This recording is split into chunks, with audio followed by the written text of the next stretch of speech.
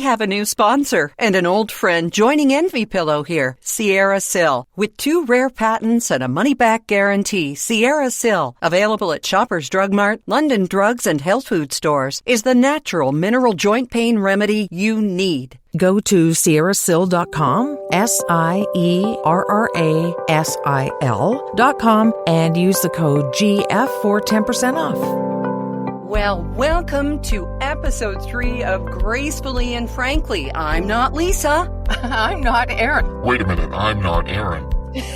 That's right, we're going to sing this. I'm not Lisa. Oh my gosh, she made it like 8 seconds into the new episode and she sang. The reason we're talking about our names and our voices, we'll tell you about that coming up this episode. So much ahead for you today. Right, we're going to talk a bit about coffee. Erin has a coffee quiz for me, as well as some things you can and can't say. And yeah, I got to tell you, do listen, because that coffee quiz is such a good brain teaser. You're going to love it whether you like coffee or not. Also, it's the year of the rabbit. We don't say Chinese New Year. We say Lunar New Year. A listener taught me that years ago because so many other countries celebrate it. Lunar New Year, year of the rabbit on the way. What does that mean for you and for 2 tigers just coming out of the year of the tiger? And can we talk? Let's talk. Right. Let's talk and how it's changing this year. Bell Let's Talk and their mental health initiative, what it means for you, which is really not a heck of a lot, except for the end result, which is actually kind of good. It is. And we're all in favor of talking, so let's get at it.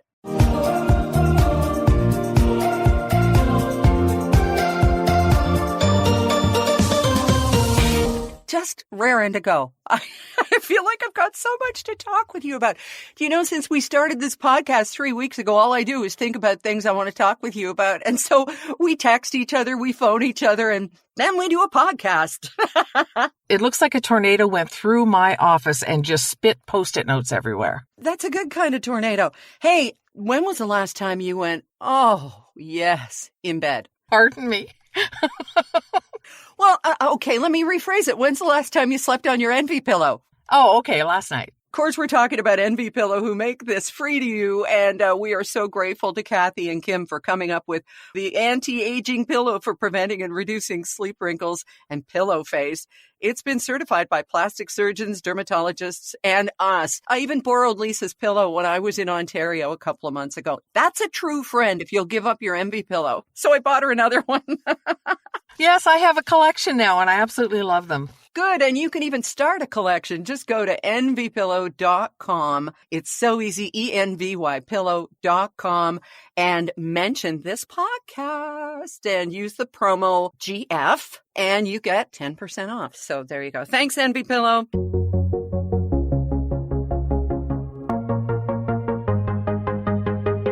So you talk and I'll talk, and we'll see if we sound alike. Go.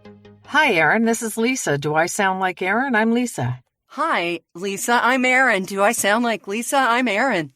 Well, apparently, people think we sound alike. And you know what? In a way, if you and I were going for the same voice jobs, we would be put in the same category, right? We have voices that don't sound like this. Yeah. Or don't sound like this. We both have some authority in our voices and some kind of the same timbre. Mm-hmm. And yet, I think our voices are completely distinct, but I do understand that they're similar. So what do we do? I don't know. Rob says you do sound alike, but I don't care who's talking. So I think that's good. He's just listening to what we say, or he has completely tuned me out now after 35 years of marriage, and you're the only voice he hears. So look, we don't know what to do. I mean, Lisa, you could do some technological things. I could do some stuff. I mean, we could make my voice sound like this while I tell you it's good to have you here. And then I could sound like this, and it would be definitely distinct. But it wouldn't be my Lisa. All right, my Lisa, we have the year of the rabbit about to start. And I know that that means to you absolutely nothing. Yeah, astrology is really not my thing. I find it entertaining, but I don't put any credence in it. Sure. Again, I go back to science like astrology, not so much. But I don't want to take the fun away for millions and millions of people who do enjoy it. And if we're rabbits, Well, tell me about, why are we rabbits? Well, no, you and I are tigers. It's the year of the rabbit. Surprise, surprise, Lisa. It's not all about us. And that I don't know anything about it. Well, there you go. Yeah, she is totally legit. She's totally legit here. Yeah, so I've posted on our Gracefully and Frankly Facebook page what this means for you. You know that the lunar calendar is every 12 years, so you and I are both tigers. So I looked up what happens, can two tigers work together? And again, you can go to Facebook, our Facebook page, and find out just what you are. But here's what I know for two tigers working together. So you and I are both tigers. We were born in a multiple of 12 years ago, and I'm going to go with 48. What do you say? You want to say 48? Oh, I'm with you. I'm with you. 48. Yep. Okay. So here it is. If two tigers work together, it can be real bliss for both of us. They are very affectionate. We are attracted to each other. Humorous. Well, we think so. Energetic and even glamorous. Okay, our compatibility emotionally is very strong. Communication, strong. Our trust and dependability is average. Our common values are strong. Our intimacy and sex is very strong. So I'm going to look out for you. I know, get over myself. So there you go. We can get along very well and make a truly beautiful couple. So you don't think any less of me for believing in horoscopes and that sort of stuff, do you, Lisa? Oh, jeez. Oh, my goodness. Of course not. I'm not judgmental. Who says I'm right? Yeah. On what planet am I right? On what planet? Well, since we're talking about planets, maybe you do believe in it. Maybe. So the year of the rabbit. Now, a rabbit as compared to a tiger. Mm-hmm. Well, I mean, it's quite obvious. We eat rabbits for breakfast, right? Yeah, well, tigers would. Yeah, we absolutely would. January 22nd, which is Sunday, the lunar calendar, will enter a new cycle as it shifts from one zodiac animal to another. It's the day to say goodbye to the fierce and ferocious tiger. Oh, it was our sign, Lisa. But look, we started this up, didn't we? And wave hello to the cautious, peace-loving rabbit. That's kind of in a nutshell. Again, there are people who believe and people who don't. I think it's just a great chance to get out some fun coins and wear some red and just, throw off the January blahs. Why not, right? Have you ever had an experience with a real rabbit? Not a good one, and there were a lot of them. You tell your story first. It sounds like I was attacked by them, but it was quite the opposite. You had bunnies in your house. It was such a nice hatch to visit. Well, it was a nice hatch, but this was my ex-husband had a couple of rabbits. You know, in When Harry Met Sally, when the wagon wheel table got tossed out? Well, none of his furniture made it into the marriage because it all had chew marks on it. Chew marks. Oh. However, they were litter trained. Rabbits are smart, and he did litter train them, and they were fantastic. The trouble was, when those rabbits eventually passed on and we got two others and I tried to litter train them, they gave me a carpet of poo.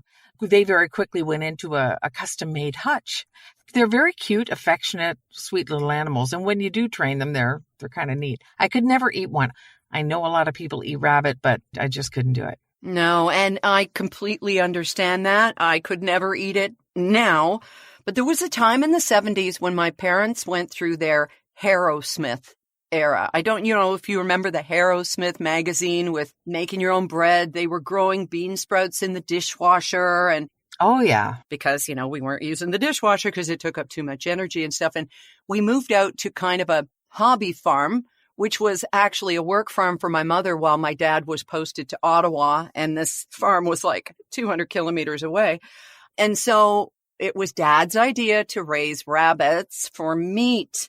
We had a barn full of rabbits until it got too cold, and then we moved them into the house. But basically in the basement of this lovely house that we had was where the rabbits met their end. And it was horrific. And I think of it now, and I think, I was thinking about this last night. Okay, who did the nasty? Who removed the fur? Who did all that stuff?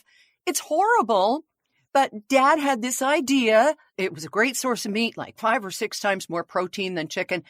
Well, I looked it up, and it's 1.2 times more protein than chicken. It has more fat, but somewhere in his military training, he got the idea that rabbit was the thing to eat. And Oh, it's terrible.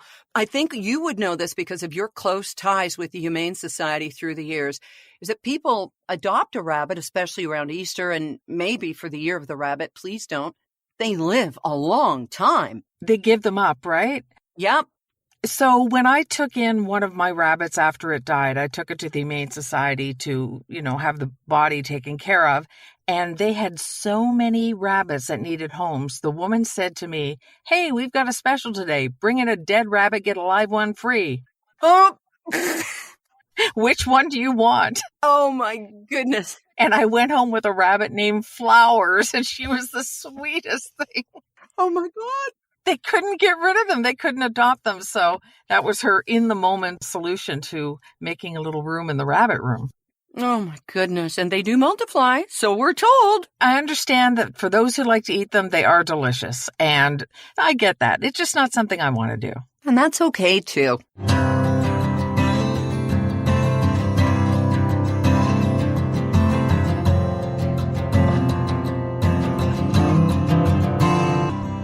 Okay, from things we would never eat to things we drink all the time. And you know that you and I are talking about coffee, right? Love my coffee. It's all I have left. It's the only vice I have left. Wrong. You lie. You swear. You have a swear jar, and we're going to talk about that next week. But I forgot about that. I forgot all about it.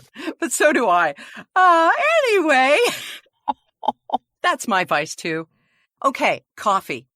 There's this guy who, when he does an interview for a job, when he brings in a potential hiree for an interview, he does something with coffee. And what the person who is being interviewed, the client or the potential employee, what they do with their coffee will help him determine whether he's going to hire them. Okay. Is it what they do in their coffee? Like what they put in We're going to it? play 20 questions here. That's a good direction to go, but no.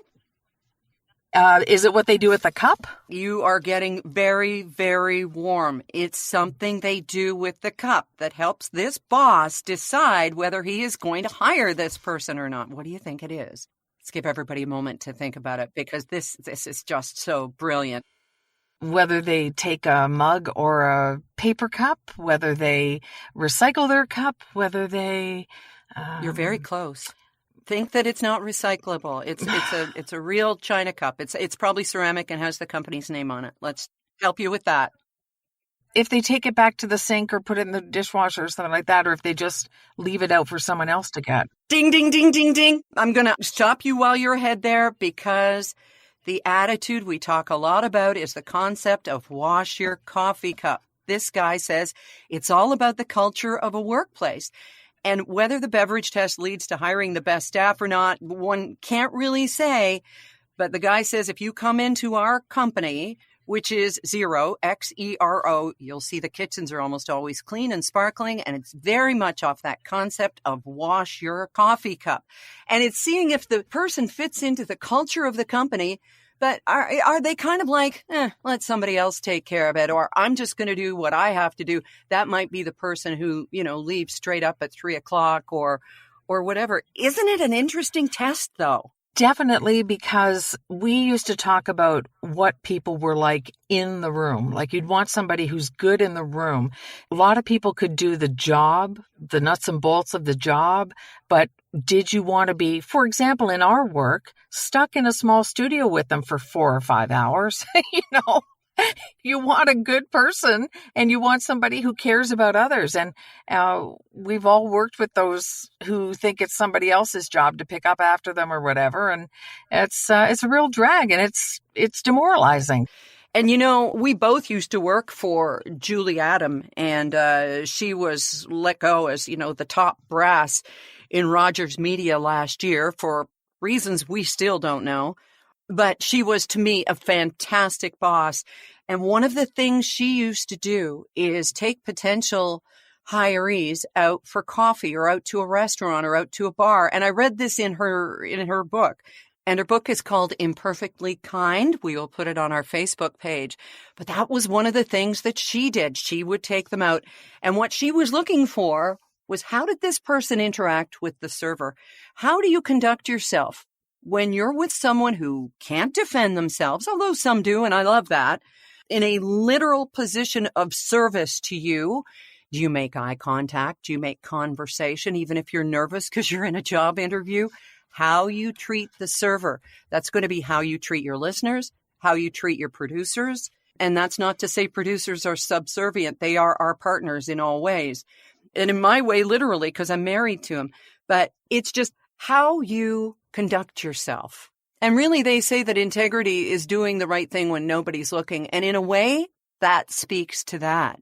It does, because you're probably never going to see this server again, right? So there's that interaction. It's sort of an exchange, but it says so much about character. We have a friend, a dear friend, who treats servers horribly. And I've said something to him several times. I've apologized when we've been out for dinner.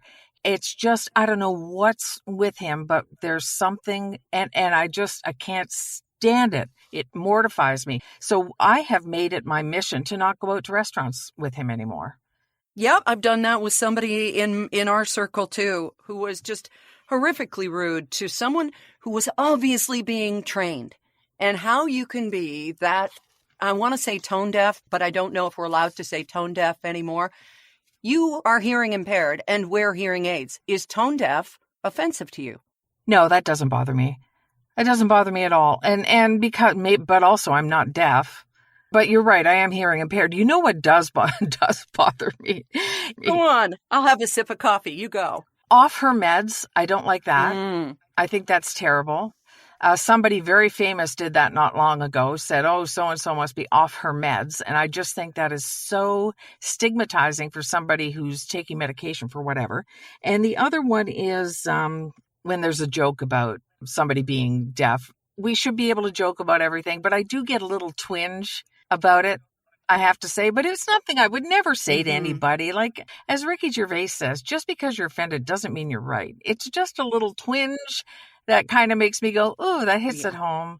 I think tone deaf is fine. That's my very long way, Erin, of saying I think tone deaf is fine. We do need to be aware of what's okay and what's not. And I hate the use of the word woke, because everybody should be awoke to what's offensive. But the Republicans spit it out like it's a vitamin.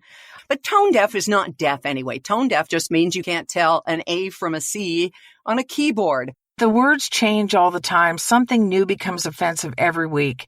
It's so difficult to keep up, and it's a bit of a landmine when you're sort of in the public eye anyway, that you could so easily say something accidentally and get vilified for it before you have a chance to explain yourself. And that's kind of what concerns me about all that. But off her meds. Can you say who it was? Was it at one of the awards ceremonies or something recently?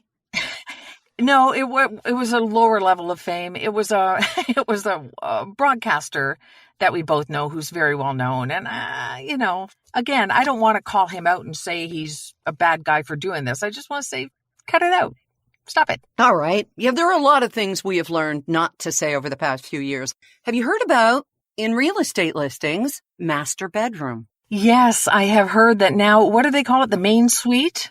Or the primary bedroom. And I haven't had a chance to talk with the people at the Canadian Real Estate Association. I do a podcast for them every month about, what they think of the change in terminology. But master bedroom sort of implies, master of the house and time of subservience and all of the antebellum years and all of that. So it's just sort of the evolution of the language. The initial reaction is always, oh, come on. And then eventually you understand why it may be hurtful or why it may not be appropriate. And so on we go without that word anymore, right? Like you said earlier, everything isn't about us.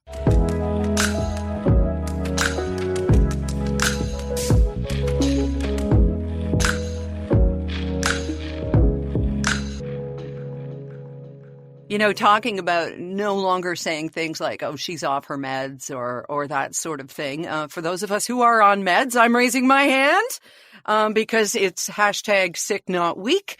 What is it? Wednesday the 25th is Bell Let's Talk Day. But guess what? This year it's got a different face, huh? It does. They're reading the room, and Belle realizes that maybe they're not going to get a lot of happy people this year after everything that went on with Lisa LaFlemme and that whole implosion and all the bad press that followed.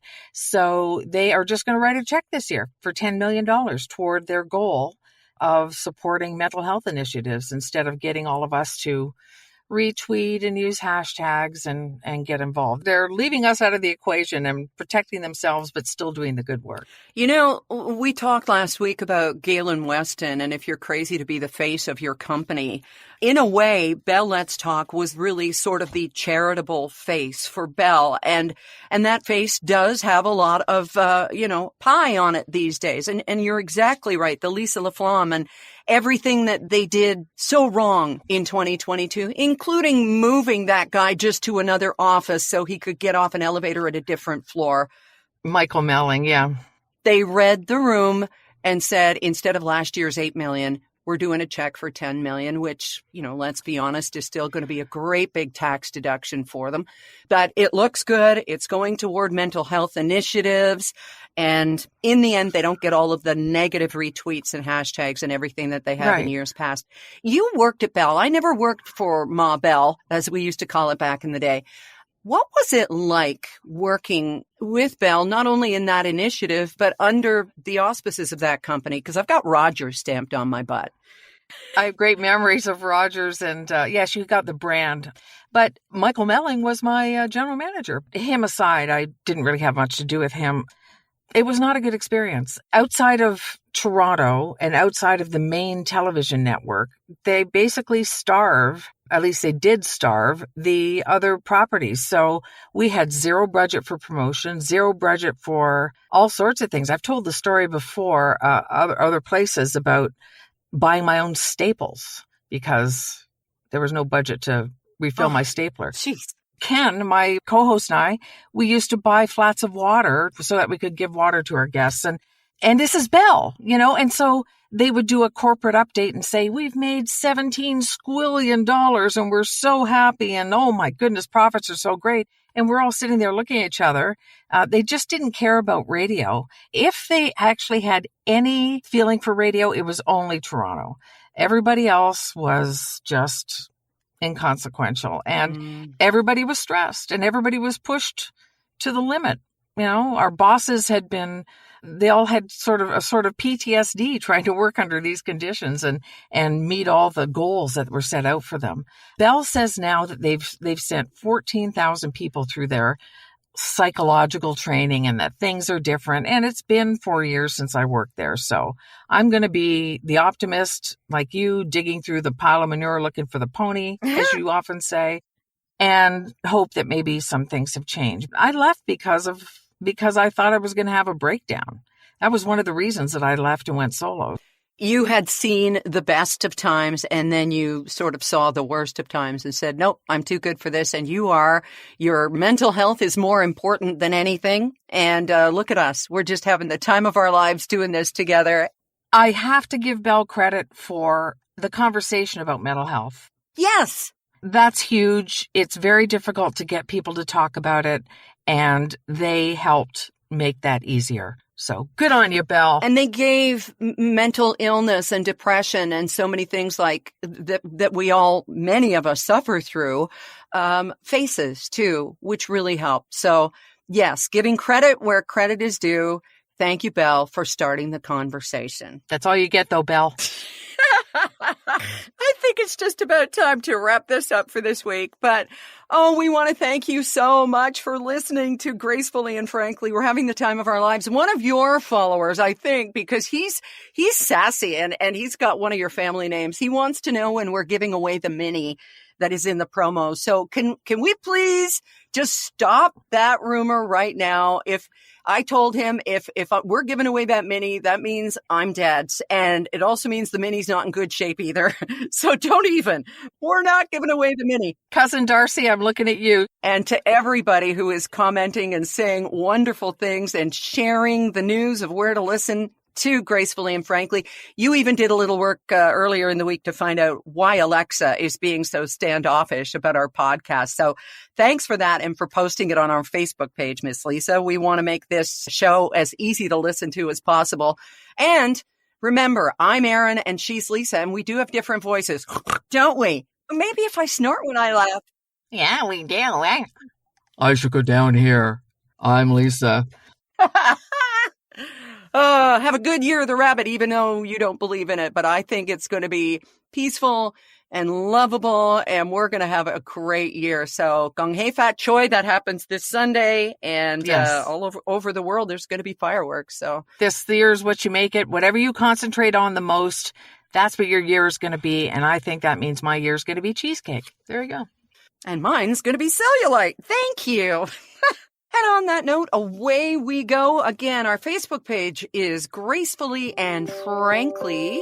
And you can email us at gracefullyfrankly@gmail.com. All right. You'll just put in Gracefully and Frankly or G&F anywhere, and you'll find our podcast. But honestly, if you're listening to it, you already found it. So yay you, yay us. We're very excited. Thanks, Envy Pillow, for making it possible, giving us a good night's sleep and making us go, oh, just like Katy Perry watching those fireworks.